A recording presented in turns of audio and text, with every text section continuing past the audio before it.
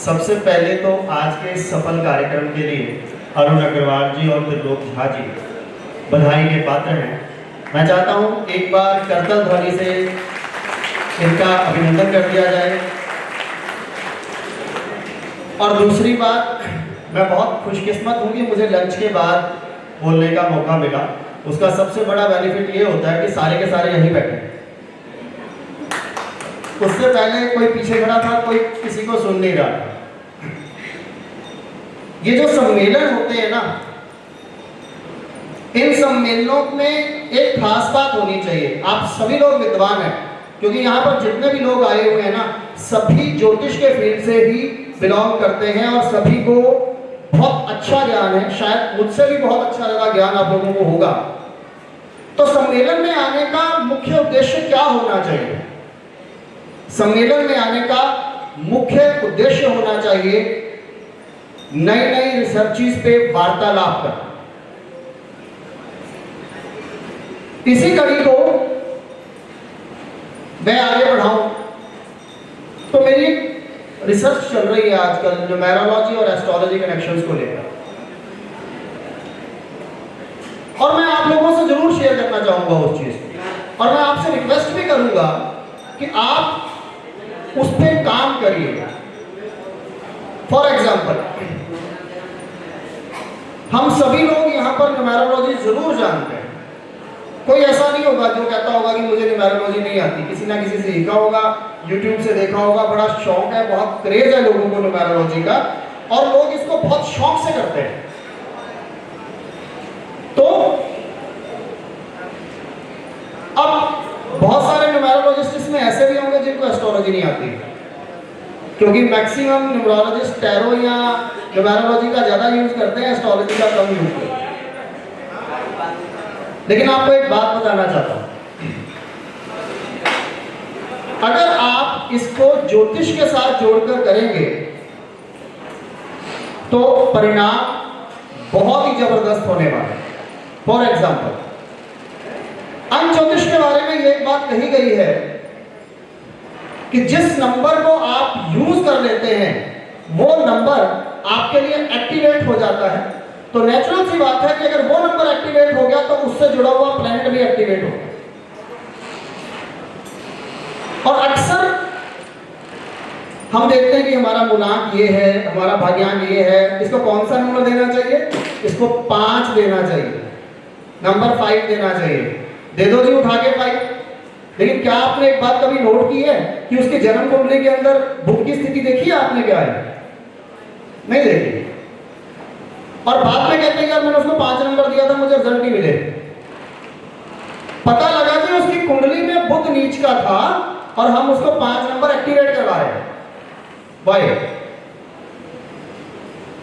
ये ऐसी स्थिति हमें एक दिन चंडीगढ़ के एक क्लाइंट के साथ बैठते हुए हमारे साथ हुई। जब हम लोग उसको 5 नंबर दे रहे थे तो वो उसने फटाक से बोला, नॉलेज रखता था, कह रहे यार आप 5 नंबर मुझे दे रहे हो, मेरा तो बुध ऑलरेडी नीच का है। तो फिर दिमाग में आता है कि यार ज्योतिष और अंक ज्योतिष को कैसे मिलाया जाए आपस में। बहुत गहरी सोच करी, किताबें भी पढ़ी, एनसाइक्लोपीडियाज भी पढ़े और भी बहुत जगह से इसको सर्च किया। तो फिर एक निचोड़ निकाला। वो निचोड़ क्या था? 12 राशियां होती हैं हमारी और 9 होते हैं नंबर। अगर आप 12 राशियों को 9 नंबरों के साथ जोड़ मल्टीप्लाई कर देते हैं तो आपके पास आंकड़ा आता है 108 का। और जैसे हम अंक ज्योतिष को कम नहीं समझ सकते, जैसे वैदिक ज्योतिष के अंदर प्रश्न शास्त्र होता है, वैसे अंक ज्योतिष के अंदर भी प्रश्न शास्त्र होता है। और इस प्रश्न शास्त्र में हम लोग 108 नंबर को सबसे ज्यादा इंपॉर्टेंस देते हैं। तो ये 12 को जब 9 से आप मल्टीप्लाई करते हैं तो 108 का आंकड़ा आ जाता है।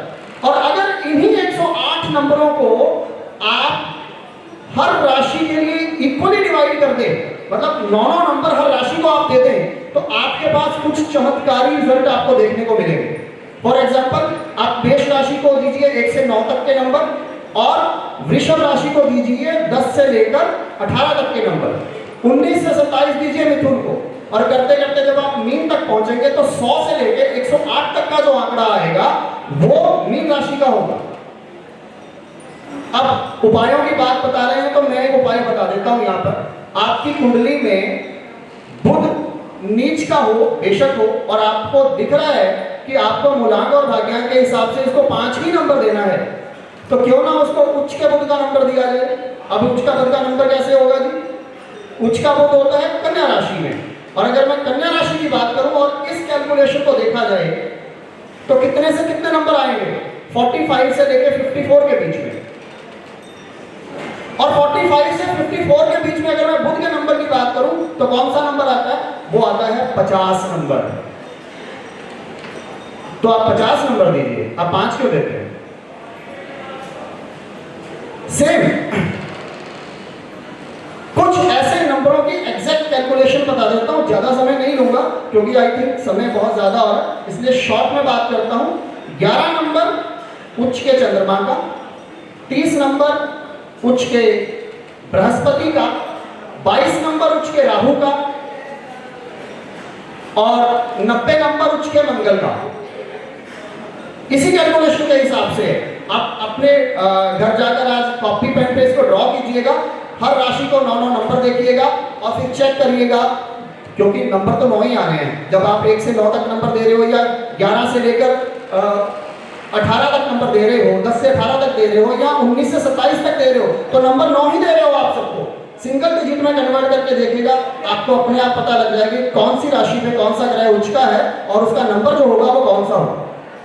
मैं अपनी इस रिसर्च को बहुत जल्दी आप लोगों के बीच में लेके आऊंगा, क्योंकि आपने न्यूमेरोलॉजी पढ़ी, आपने एस्ट्रोलॉजी भी पढ़ी, लेकिन क्या आपने सोचा कि एस्ट्रोलॉजी और न्यूमेरोलॉजी का इतना गहरा संबंध है, तो कहीं ना कहीं कोई कनेक्शन भी होगा।